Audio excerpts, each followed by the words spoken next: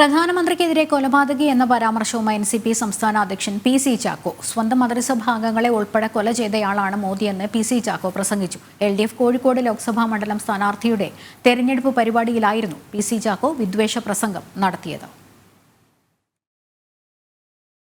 കോഴിക്കോട് ലോക്സഭാ മണ്ഡലം എൽ.ഡി.എഫ് സ്ഥാനാർത്ഥി എളമരം കരീമിന്റെ തെരഞ്ഞെടുപ്പ് പ്രചരണാർത്ഥം കോഴിക്കോട് കാക്കൂരിൽ നടന്ന പരിപാടിയിലായിരുന്നു പി.സി. ചാക്കോയുടെ പ്രസംഗം.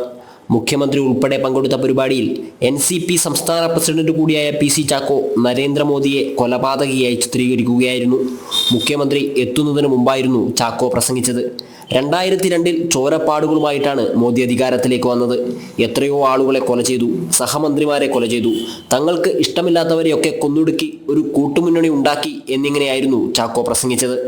2002 ഗുജറാത്തിൽ നടന്ന ചോരപ്പുഴ കയ്യിൽ ചോരപ്പാടുകളുമായിട്ടാണ് മോഡി അധികാരത്തിലേക്ക് വന്നത്.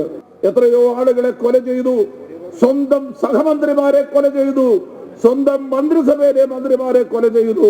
തങ്ങൾക്ക് ഇഷ്ടമില്ലാത്തതിനെ എല്ലാം കൊന്നൊടുക്കി അവസാനം കുലുക്കി കൊത്തിയതുപോലെ ഒരു ഗവൺമെന്റും ഒരു കൂട്ടുമുന്നണിയും ഉണ്ടാക്കി.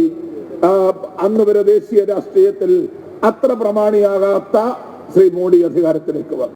ഗുജറാത്ത് കലാപത്തെക്കുറിച്ച് അന്വേഷിക്കാൻ സുപ്രീം കോടതി നിയോഗിച്ച പ്രത്യേക അന്വേഷണ കമ്മീഷൻ നരേന്ദ്രമോദിക്ക് ക്ലീൻ ചിറ്റ് നൽകിയിരുന്നു. അതിനെ ചോദ്യം ചെയ്തു നൽകിയ ഹർജി തള്ളുകയും മോദിയെ കുറ്റവിമുക്തനാക്കിയ പ്രത്യേക അന്വേഷണ സംഘത്തിന്റെ നടപടിയെ സുപ്രീം കോടതി ശരിവെക്കുകയും ചെയ്തിരുന്നു. ജനം, കോഴിക്കോട്.